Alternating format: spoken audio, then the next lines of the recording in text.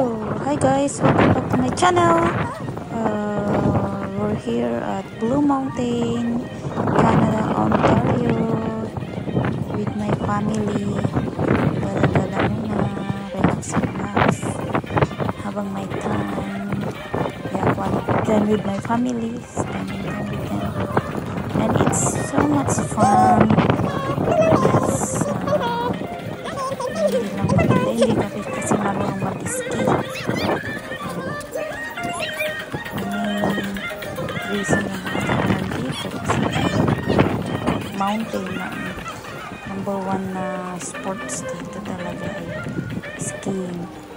So hindi ka marunong mag-ski, kaya nag-explore lang kami na nasyal, pahangin sa fresh air, enjoy na rin. So if you want to spend time with your family, maganda dito pag summer. Dito kami ngayon kasi medyo malamig. So it's mahal na araw, kaya mga holiday ang mga worker sa close mga stores dito. So wala kaming ginawa kundi nag-scroll lang, naglakad-lakad, nag-picture. Ayan. So nagtingin-tingin sa mga nag-ski, pero hindi kasi kami marunong, kaya naglakad-lakad na lang kami. Maganda rin, pero medyo malamig. Ayan guys, thank you for supporting my channel. Thank you for watching. Hindi naman gaano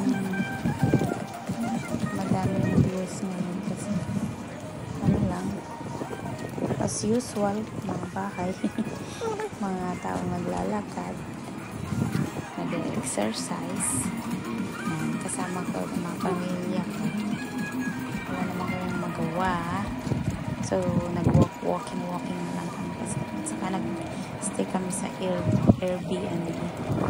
Mura kami kasi kasama namin ng kaibigan, so share kami sa bayan.